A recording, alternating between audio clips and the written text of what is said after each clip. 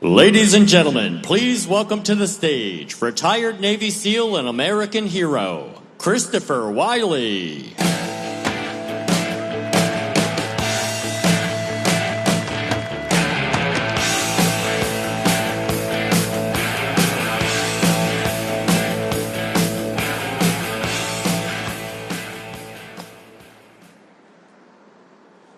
Ladies and gentlemen, brothers and sisters in arms, my wife and kids, honored guests, I can't express how moved and inspired I am for being a part of this 250th celebration of our Navy.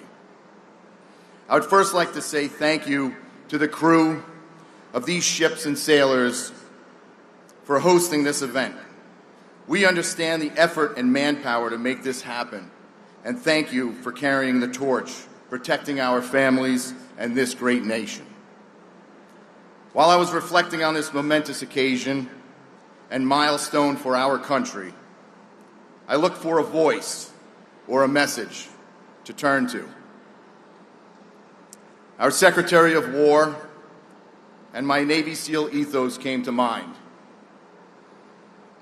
We're gathered here today in a time that demands strength, not the kind of strength measured in numbers or equipment or technology, but the strength measured in spirit. The strength of men and women who have sworn an oath to defend our nation.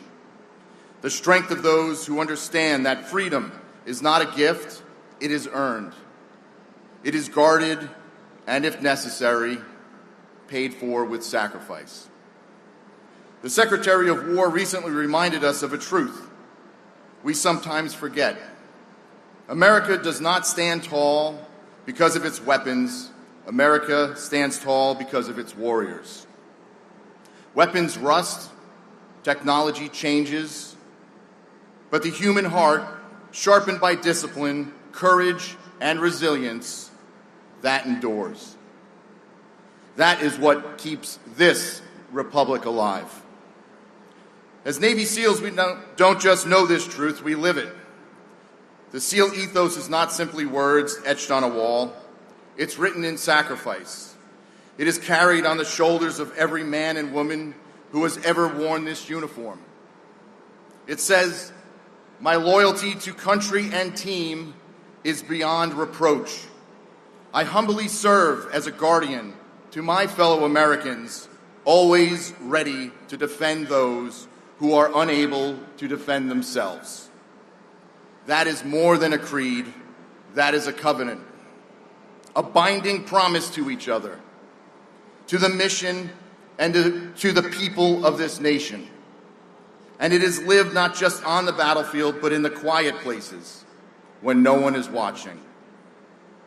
In the early hours of training, the late nights of preparation, in the relentless pursuit of excellence.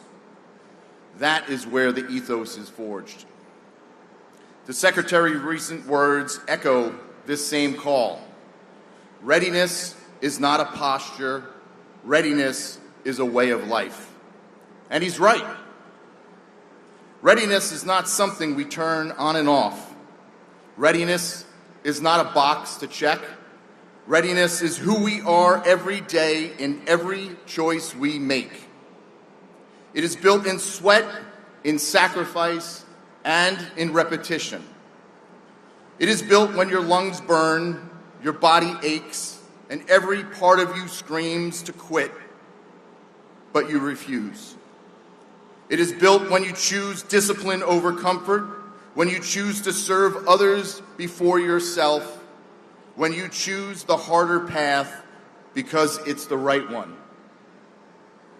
Too often we think of the fight as something out there, across oceans, in deserts or mountains. But the truth is the fight is within. Every morning when our feet hit the ground, we face a choice. Do we rise to the standard of warriors, or do we fall short? Do we embody the values we swore to uphold, or do we let fear, complacency, or doubt take root? The SEAL ethos reminds us, I do not advertise the nature of my work, nor seek recognition for my actions. That means the battle is not about glory, it's about grit. It's about facing ourselves, our weakness, our excuses, and refusing to let them win. And here's the thing, not one of us does this alone. We stand because of our brothers and sisters to our left and to our right. We endure because someone else is counting on us. We push through because we know if we falter, someone else bears the cost. That's why the ethos says, I serve with honor on and off the battlefield. Because in the end, this is not just about individual strength.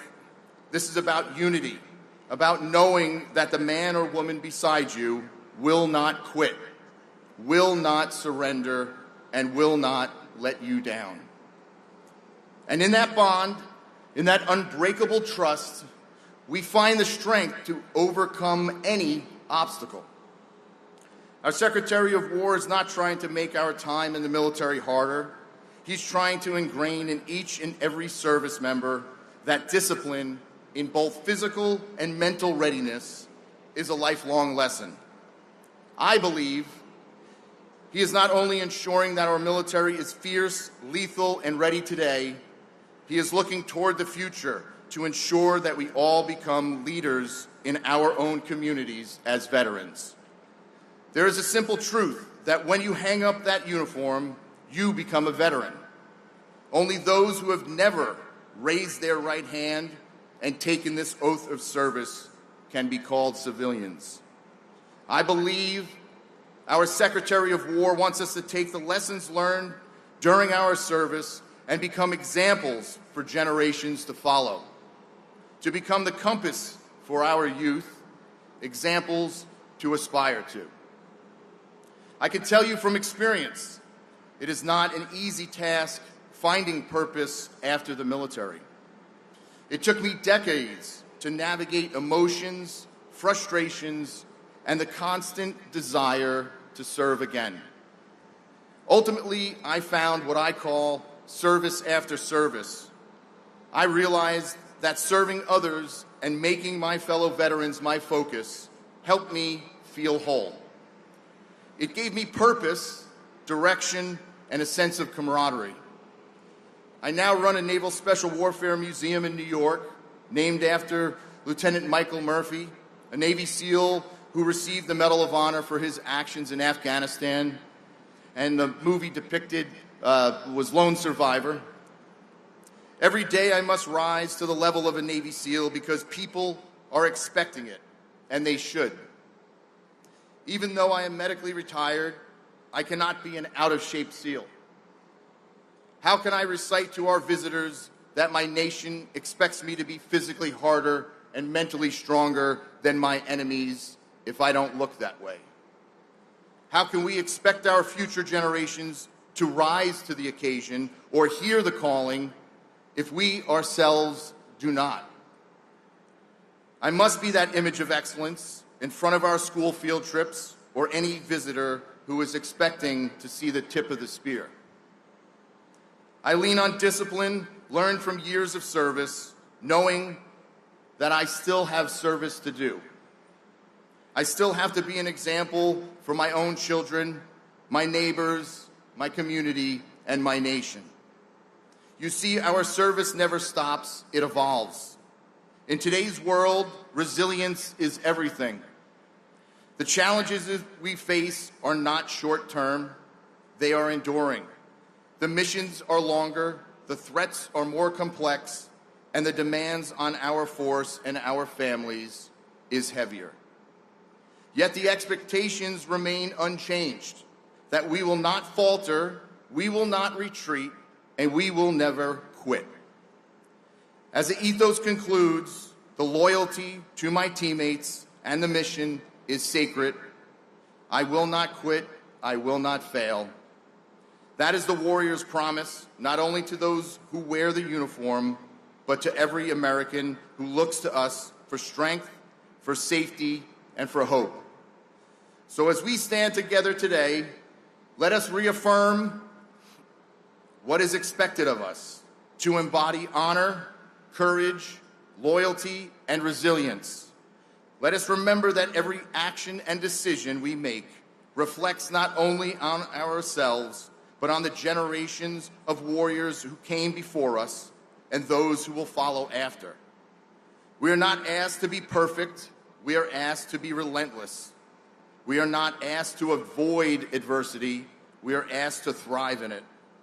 We are not asked to fight for ourselves. We are asked to fight for a cause greater than self, a nation greater than any one individual. That is today's expectation, and that is why we must carry this forward together for the next 250 years. Thank you. May God bless our warriors, our families, and may God bless the United States of America.